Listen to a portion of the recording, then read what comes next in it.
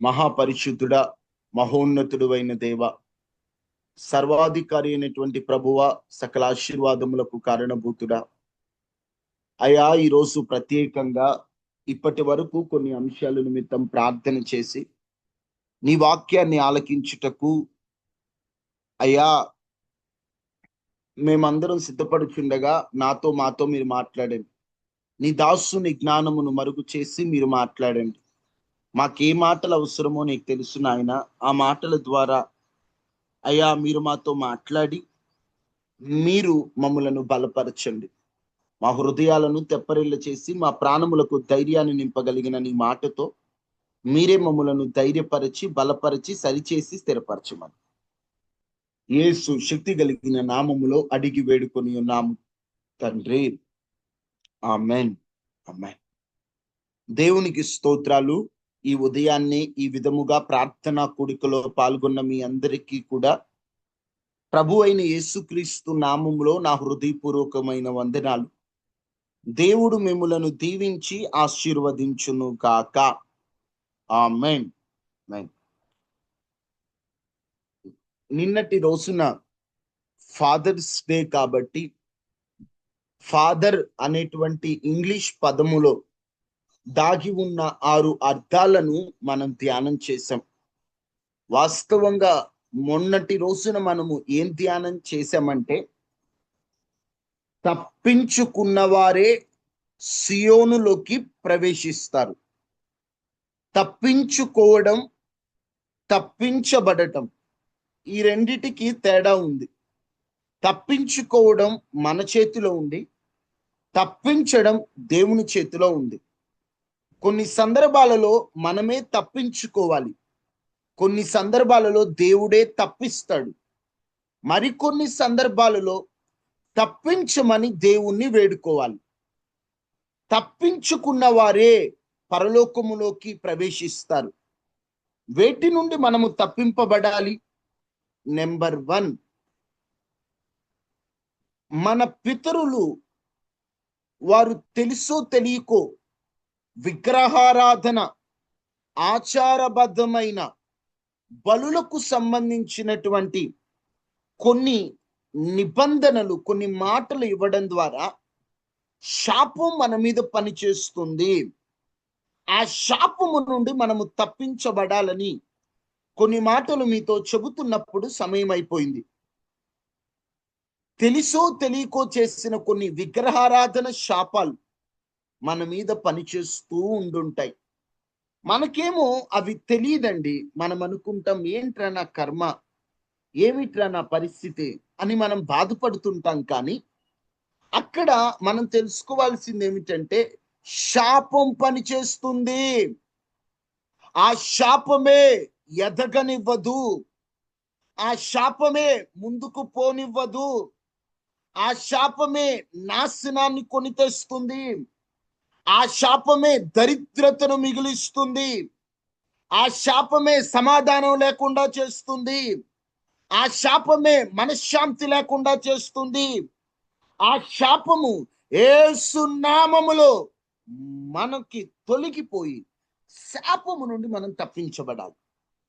ఆ శాపము నుండి తప్పించబడాలంటే అన్య సాంప్రదాయాలకు, అన్య ఆచారాలకు మనము దూరంగా ఉండాలని కొన్ని మాటలు మీతో పంచుకున్నాను. ఒకటి, శాపము నుండి తప్పింపబడుట. ఈ మాటను కొంచెం వివరించుకొని మనం రెండవ మాటలోకి వెళ్ళిపోదాం. నెంబర్ 1, దేని నుండి తప్పించబడాలి? శాపము నుండి. శాపమా? ఏదేదో పెద్ద పెద్ద పాపాలు చేస్తే శాపాలు వస్తాయి అని మనకు తెలుసు, కానీ కొన్ని చిన్న చిన్న వాటి ద్వారానే శాపాలు పనిచేస్తుంటాయి. చిన్న చిన్న వాటి మనకి తెలియదు, అవి చిన్న చిన్నవే ఆ శాపం వెంటాడుతూ వెంటాడుతూ వెంటాడుతూ వెంటాడుతూ. ఎలాంటి వాటిని బట్టి శాపం పనిచేస్తుందంటే, ఒకటి, ఎప్పుడైతే మన జీవితంలో మనము అన్య ఆచారాలు, విగ్రహారాధన, అమ్మా విగ్రహారాధన అంటే ఒక బొమ్మను పెట్టి దానికి ఆరాధన చేయడం అని మనం అనుకుంటాం. క్రైస్తవంలోకి వచ్చాక మనం విగ్రహారాధన చెయ్యం. కానీ విగ్రహపు ప్లేస్లో ఒక మనిషినో, ఓ వస్తువునో, ఓ ఇష్టాన్నో పెట్టి దేవుని కంటే అధిక ప్రాధాన్యత మనం ఇవ్వడం ద్వారా అది కూడా శాపంగా వెంటాడుతుంది. నెంబర్ 1. మరొకటి, అన్యాయంగా ఒక వ్యక్తిని మనం ఏడిపిస్తే అది కూడా శాపమే. మరొకటి, విషయము పూర్తిగా తెలుసుకోకుండా దుర్భాషలాడిన, దూషణ మాటలు మాట్లాడిన అది కూడా శాపమే. అది కూడా శాపంగా వెంటాడుతుంది. ఇలా చెప్పుకుంటూ పోతే 1 కాదు, 2 కాదు, మన క్రియల వలన కూడా కొన్ని శాపాలు మనల్ని వెంటాడుతున్నాయి. వాటిని బట్టే మన జీవితంలో మనశ్శాంతి లేదు. దైవజనులను దూషించడం, విధవరాండ్రను దూషించడం, తల్లిదండ్రి లేని పిల్లలను దుర్భాషలాడడం, అన్యాయమైనటువంటి ప్రవర్తన, కొన్ని కొన్ని కొన్ని చేష్టలను బట్టి శాపం మనల్ని వెంటాడుతూ వెంటాడుతూ వెంటాడుతూ వెంటాడుతూ వెంటాడుతూ అది మనల్నే కాదు, మన తర్వాతి తరాన్ని లేదా మన పితరులు చేసిన పాపాన్ని బట్టి ఆ శాపం మనల్ని వెంటాడుతూ ఉంది. ఏం చేయాలి? ఎలా తప్పించుకోవాలి? శాపము నుండి ఎలా బయటపడాలి? మోషే కాలములో దైవజనుడైన మోషే మీద తిరగబడ్డారండి. దైవజనుడైనటువంటి మోషేను దుర్భాషలాడడం ప్రారంభించారు. దైవజనుడికి ఏం అర్థం కావట్లేదు.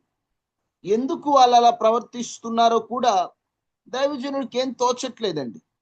అలాంటి సందర్భంలో వారెవరంటే మనందరికీ తెలుసు. చూడండి ఒకసారి.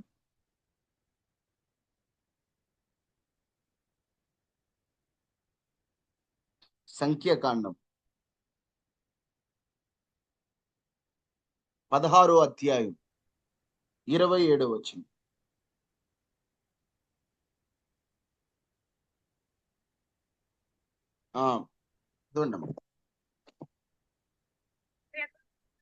దాతాను అభిరాముల యొద్దకు వెళ్ళగా, అభిరాముల నివాసముల యొద్ద నుండి ఇటు అటు లేచిపోగా,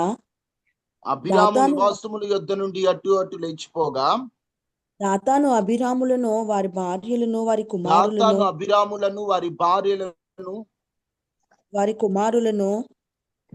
కుమారులను వారి పసిపిల్లలను తమ గుడారముల ద్వారమున నిలిచిరి. మోషే ఈ సమస్త కార్యములను చేయుటకు 31 చదవండి అక్క, సమయం లేదు. అతడు ఆ మాటలన్నీ చెప్పి చాలించగానే వారి క్రింది నేల నెరవిడిచెను. భూమి తన నోరు తెరిచి వారిని వారి కుటుంబములను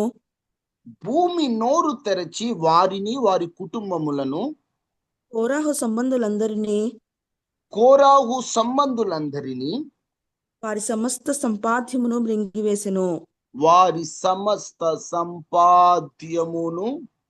మింగివేసెను. కోరాహు, దాతాను, అభిరాము అనేటువంటి వారు ఉన్నారు.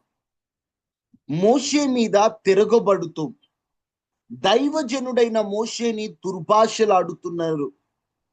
వారు అలాగ ప్రవర్తిస్తున్నప్పుడు వెటకారం ఎక్కువైపోయింది. అంత వెటకారం ఎక్కువైపోయినప్పుడు ఆ మోషే ఆ బాధంతా ప్రభుకు చెప్పుకున్నాడు. దేవుడు ఎవరైతే నోటికొచ్చినట్లు మాట్లాడారో ఆ కోరాహును, దాతాను, అభిరాము అనేటువంటి వారితో పాటు వారి కుటుంబ సభ్యులను భూమి నెరవిడిచి 2 భాగాలై ఆ భాగాలలో పడిపోయేటట్లుగా దేవుడు శిక్షను వారికి అప్పగించాడు, శాపం. ఇప్పుడు దాతాను భార్య, పిల్లలు ఆ భూమి నెరవిడిచి దానిలో పడిపోతున్నారు. అభిరాము పిల్లలు నెరవిడిచి దానిలో పడిపోతున్నారు, శాపం. కోరాహు అనేటువంటి ఆయన పిల్లలు మాత్రం, అయ్యా నా దేవా, నా తండ్రి తప్పు చేశాడు, కానీ మేమేమి చేయలేదయ్యా, మేమేమి చేయలేదయ్యా, మమ్ములను క్షమించు, మమ్ములను క్షమించు అని వారు ఏం చేశారంటే గబ్బా గబ్బా గబ్బా గబ్బా పరిగెత్తుకుంటూ మందసం ఉన్న ప్రదేశానికి పరిగెత్తుకుంటూ వెళ్ళారు. దేవుని సన్నిధికి పరిగెత్తుకుంటూ వెళ్ళి అక్కడ తలదాచుకుని శాపము నుండి విడుదల పొందారు, శాపము నుండి తప్పించబడ్డారు. శాపపు యొక్క బంధకాల నుండి వారికి విడుదల వచ్చేసింది. అందరూ అంటే దాతాను పిల్లలందరూ ఆ భూమి నెరవిడిస్తే దానిలో పడిపోయారు. అభిరాము పిల్లలు పడిపోయారు, కానీ కోరాహు పిల్లలు తప్పించబడ్డారు. ఈ శాపము నుండి ఎలా తప్పించబడ్డారో తెలుసా? వారు ఒకటే, దేవుని సన్నిధిని ఆశ్రయించారు, దేవుని రెక్కల నీడకొచ్చారు. నాయన తెలుసో తెలియక అపరాధము చేశారు నా తండ్రి, అయ్యా ఆ శాపం నా మీద పని చేయకూడదు, ఆ శాపం నా మీద ఏలుబడి చేయకూడదు. ఈరోజు ఈ మాటలు వింటున్న నీ జీవితంలో నీ తండ్రి చేసిన కొన్ని అన్యాయమైన పనులేమో, నీ తాత చేసిన కొన్ని అన్యాయమైన పనులేమో, విగ్రహారాధన శాపం నీ మీద వెంటాడుతుంది, బలుల శాపం నీ మీద వెంటాడుతుంది, లోకస్తుల వాళ్ళు చేసినటువంటి అన్యాయపు శాపం నీ మీద వెంటాడుతుంది. ఏం చేస్తావు? శాపములో నుంచి బయటికి రాలేకున్నావా? ఆ శాపము నుండి తప్పించబడాలంటే దేవుని సన్నిధిని, దేవుని పాదాలను ఆశ్రయించి, నా దేవా ఈ శాపము నుండి నాకు విడుదలివ్వు, నాకు మనశ్శాంతి లేదు, కారణం శాపం, నా జీవితంలో సంతోషం లేదు, కారణం శాపం, ఈ శాపం నుండి నాకు విడుదల కావాలి, విడుదల కావాలి, విడుదల కావాలి, నాకు విడుదల కావాలి. అయ్యా నాకు విడుదల అవసరం, నాకు విడుదల అవసరం, విడుదల అవసరం. చూడండి 84వ సంకీర్తన 2వ వచనం ఒకసారి చూడండి. 84:2 కోరాహు కుమారుడు రాసినటువంటి కీర్తన. యెహోవా మందిరావరణములు చూడవలెనని నా ప్రాణం ఎంతో ఆశపడుచున్నది, అది సొమ్మసిల్లుచున్నది. జీవము గల దేవుని దర్శించుటకు నా హృదయము, నా శరీరం ఆనందంతో కేకలు వేయుచున్నది. సైన్యములకు అధిపతియగు యెహోవా, నా రాజా, నా దేవా, నీ బలిపీఠమునొద్ద పిచ్చుకలకు నివాసం దొరికెను, పిల్లలు పెట్టుటకు వానకోవెలకు గూటి స్థలం దొరికెను. అయ్యా నీ బలిపీఠం కాడికి పిచ్చుకలు వచ్చాయి, అయ్యా నీ బలిపీఠం దగ్గరికి పిచ్చుకలు వచ్చాయి. పిల్లలు పెట్టడానికి గూటి స్థలం కొరకు నీ మందిరం దగ్గరకు వచ్చే పిచ్చుకలు, అయ్యా ఒక పిచ్చుకలు అంటున్నాయ్యా, నాకు నీ మందిరంలో స్థానం ఇవ్వవా అని దేవుని సన్నిధిని కోరి శాపం నుంచి విడుదల పొందాయి. అమ్మా కొన్ని శాపాలు తెలుసో తెలియకో మనల్ని వెంటాడుతుంటాయి. దేవుని పాదాల దగ్గరికి వెళ్ళండి. దేవుడు మీరు ఎక్కడ ప్రార్థిస్తే అక్కడ తన సన్నిధిని కుమ్మరిస్తాడు. దేవుని మందిరం వేరు, దేవుని సన్నిధి వేరు. దేవుని సన్నిధి అంటే దేవుడు నివసించే ప్రదేశం, దేవుని ప్రత్యక్షత పొందే ప్రదేశం. అది ఎక్కడైనా నీ ఇంట్లో నువ్వు కూర్చో, శాపం అర్థమవుతుంది. శాపం బ్రదర్, ఏ పని ఆరంభించినా అకాలంగా ఆ పని ఆపేయడం, ఆనందం అంటూ లేదు. ఏది ఒక పని ఆనందంగా ప్రారంభించాం కానీ మధ్యలో ఆపేయడం, ఏది ముందుకెళ్ళాలి అర్థం కావట్లేదు అంటే అదొక శాపం. తెలుసో తెలియకో పని చేస్తుంది. ఒక రోజంలా ఉపవాసం ఉండి ప్రార్థన చేయండి, దేవుడు ఆ శాపం నుంచి విడుదల ఇవ్వాలి, శాప బంధకాల నుంచి విడుదల ఇవ్వాలి. మా శాపాలంటే పెద్ద పెద్ద పాపాలు చేస్తేనే రావమ్మా. ఉదాహరణకు చెప్పాలంటే నోవాహుకు 3 కుమారులు, అవునా? 3 కుమారులు ఎవరు వారు? ఎంతసేపు ఆలోచించారు? వారిలో ఒకడు తన తండ్రి తాగి పడుకుంటే, నోవాహు బాగా తాగి పండుకుంటే వెళ్ళి నాన్నగారి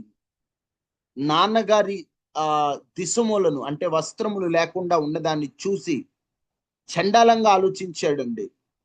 దాన్ని బట్టి జస్ట్ చూసి చండాలమైన ఆలోచన వచ్చిందని అక్కడ ఎంతటి శాపం అతని మీద పనిచేసిందంటే, అతని కుమారుడైన కనాను చూడండి, అక్కడ రాయబడి ఉంటది ఆదికాండం 9వ అధ్యాయము 21-22లో, పిమ్మట ద్రాక్షరసము తాగి మత్తుడై తన గుడారంలో వస్త్రహీనుడిగా నుండెను.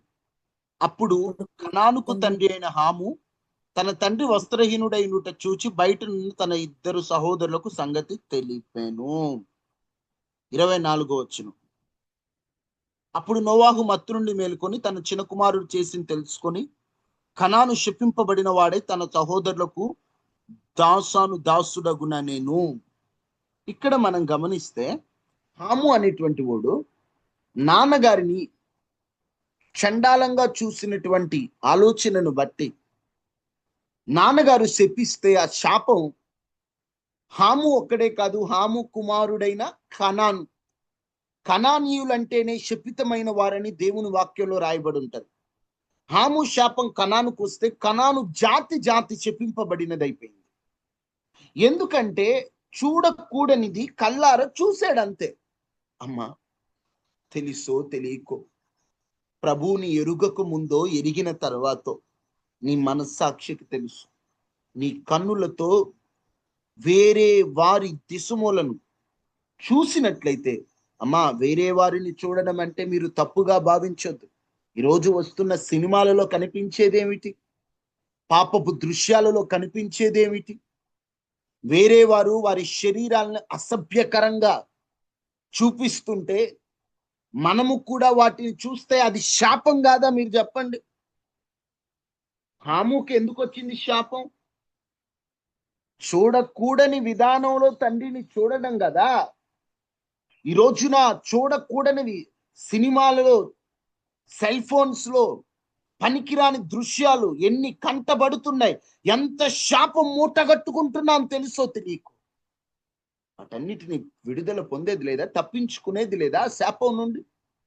శాపం వస్తుందంటే ఏదేదో పెద్ద పెద్ద పాపాలు చేస్తేనే వస్తుంది అనుకుంటున్నాం. చూడకూడనివి కంట పడినప్పుడు చూడాలనే మనస్సు కలిగి చూడడం ద్వారా కూడా శాపం వస్తుంది. తెలీదు మనకిన్నాళ్ళు. అమ్మో, ఒక స్త్రీని కానీ పురుషుని కానీ అసభ్యకరంగా చూస్తే కూడా అది శాపమే అనేటువంటి ఆలోచన రావాలి. తెలుసో తెలియకో ఇన్నాళ్ళు ఎన్నో పొరపాట్లు చేసు, మాట్లాడకూడని మాటలు మాట్లాడి శాపాన్ని కొని తెచ్చుకోలేదా?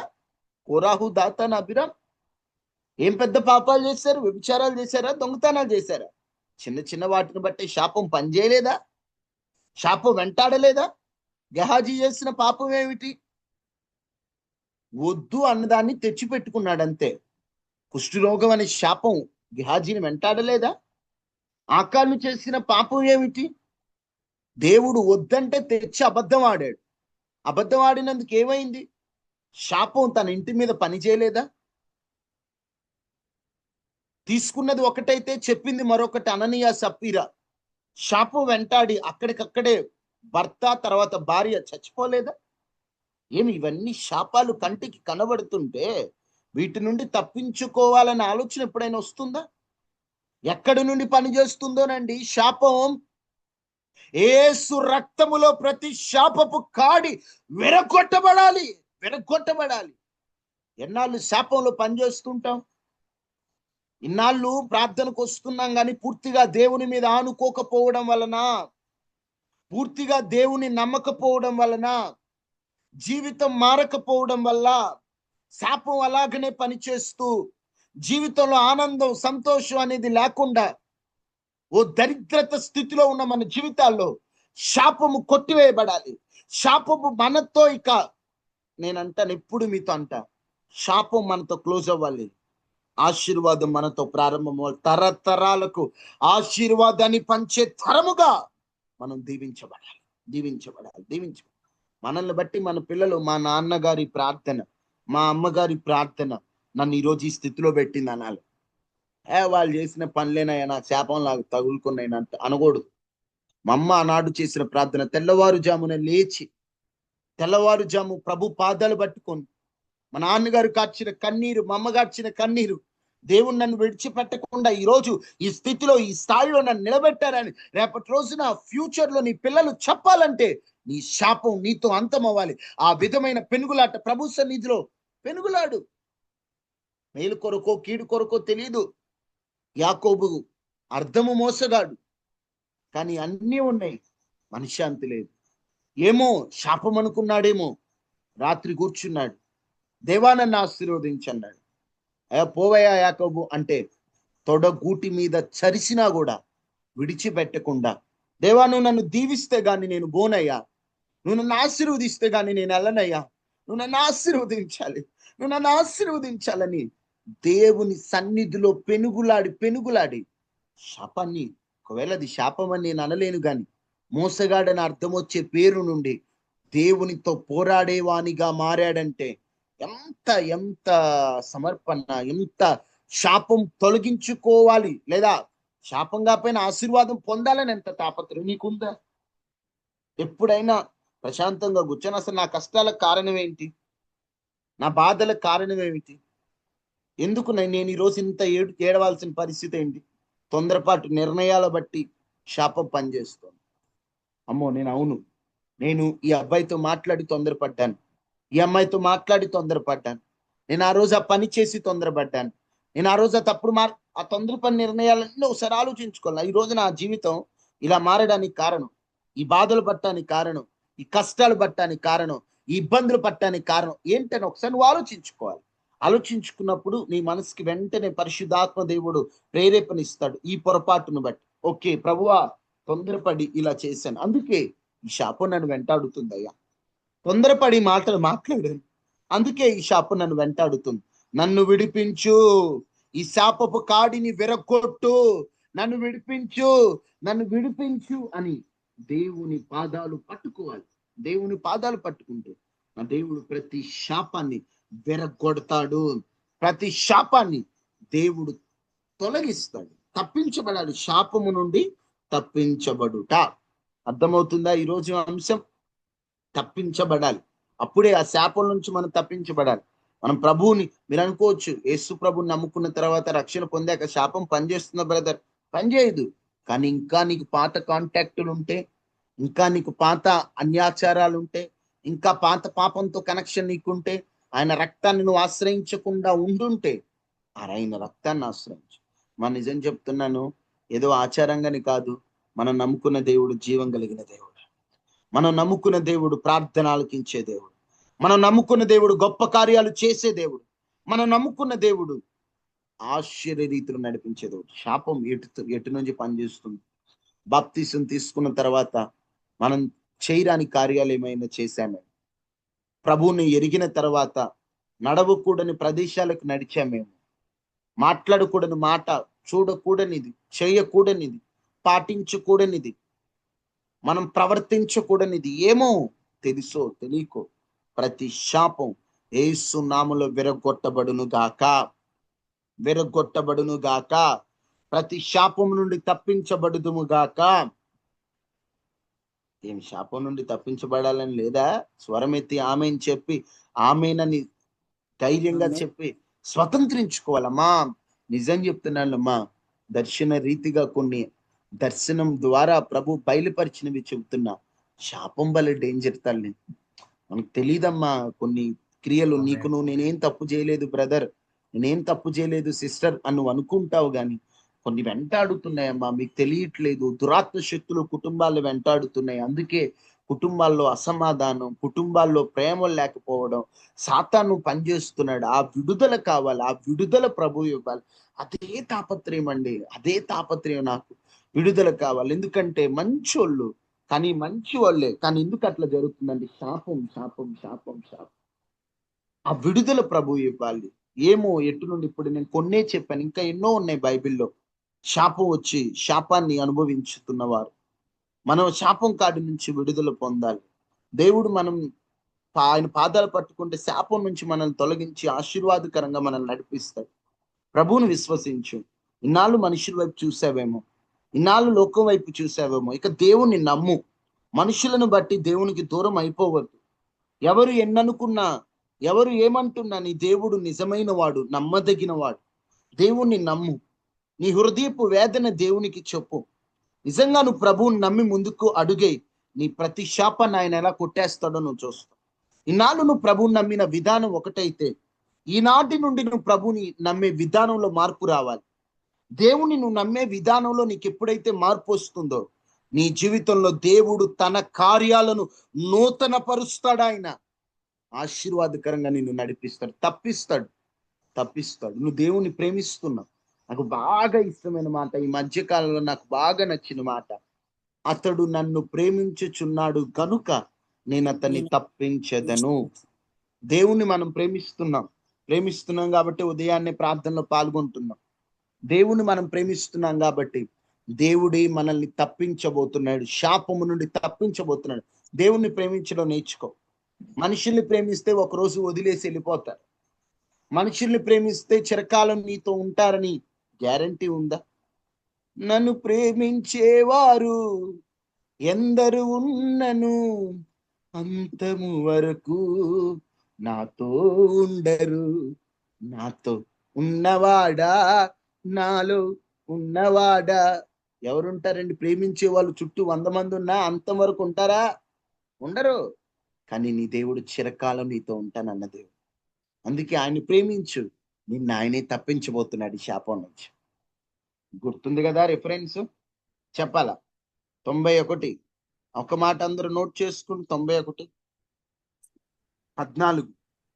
అతడు నన్ను ప్రేమించుచున్నాడు గనుక నేను అతన్ని తప్పించేది. అతడు నా నామం ఎరిగిన వాడు కనుక నేను అతన్ని గన్నపరచేదను. ఈ మాట ఒకటి, నేను దేవుని ప్రేమించాలి, ఆయనే నన్ను ఈ శాపం నుండి తప్పిస్తాను. దేవుని ప్రేమించడం నేర్చుకుని నిజంగా చెప్తున్నాను, ఎంత బాగుంటుందంటే ఇక నీ లైఫ్ లో ఇక ఎవరున్నా లేకపోయినా ఆయన ఉన్నాడనేటువంటి ఆ ధైర్యం, నీ గుండెల్లో నిరీక్షణ, అసలు ఎంత ఆదరణ ఉంటదంటే ఆయనని ప్రేమించడం భలే ఉంటదండి. మనుషులు ఎలాంటి వాళ్ళు అంటే, మనం ప్రేమిస్తే మన ప్రేమను పొందుకొని వాళ్ళ అవసరం తీరాక మనల్ని పక్కకు నెట్టి వెళ్ళిపోతారు. అది మానవ నైజం, మానవ తత్వం. కానీ నీ దేవుడు ఎలాంటి వాడో తెలుసా? నువ్వు ఆయన కోసం 1% ప్రేమిస్తే నిన్ను 100% ప్రేమించే దేవుడు ఆయన. నువ్వు ఆయన కోసం 1% ఆలోచించి, ఆయన పని కోసం, ఆయన సేవకుల కోసం 1% ఆలోచిస్తే నీ కోసం ఆయన 90% ఆలోచించుతున్నాడు. ఎందుకంటే నువ్వు ఆయన పనికి సంబంధించిన వాళ్ళ కోసం, ఆయన కోసం నువ్వు ఆయన ప్రేమించబట్టే కదమ్మా. నేను ఎప్పుడు అంటుంటాను మా సంఘంలో, అమ్మా నన్ను ప్రేమించి ఒక ముద్ద భోజనం పెడుతున్నారంటే నా అందం చూసో, లేకపోతే నేనేదో గొప్పనని కాదు, నా దేవుని బట్టి నన్ను పెడుతున్నారు, నా దేవుని బట్టి నన్ను ప్రేమిస్తున్నారు. ఆయనను మీరు అంతగా ప్రేమిస్తున్నప్పుడు అంత ఈజీగా మర్చిపోతాడా ఆ ప్రేమ? ఆయన్ని ప్రేమించిన వాళ్ళని ఆయన మర్చిపోయే దేవుడు కాదు. అతడు నన్ను ప్రేమించుచున్నాడు గనుక నేను అతన్ని తప్పించదను. నిజంగా దేవుణ్ణి ప్రేమిస్తే నిజంగా దేవుడు శాపం నుండి తప్పించబోతున్నాడు. దేవుడు ఆ కృప మనకు అనుగ్రహించును గాక. ఇంకా వీటికి సంబంధించినవి ఎల్లుండి మనం ధ్యానం చేద్దాం. రేపు ఉదయకాల ప్రార్థన ఉండదు కదా, రోజు హాఫ్ నైట్ ఉంటే ఎప్పుడైనా మా గ్రూప్ చూస్తూ ఉండండి. ఎప్పుడు ప్రేయర్స్ ఎప్పుడు వీలైతే అప్పుడు పెడుతుంటాం. కొన్ని సడన్ గా ఆఫ్ చేయాల్సి వస్తుంది, కొన్ని సడన్ గా పెట్టాల్సి వస్తుంది. గ్రూప్ కూడా చూస్తూ ఉండండి. దేవునికి మహిమ కలుగును గాక. ఈరోజు గ్రూప్ ప్రార్థన లేదు, ఎందుకంటే హాఫ్ నైట్ ఉంది. 8:30కి గ్రూప్ ప్రార్థన లేదు కాబట్టి అందరూ హాఫ్ నైట్ లో ఈరోజు పాల్గొందాం. దేవుడు మిమ్మల్ని దీవించును గాక. అందరూ తలలు వంచండి.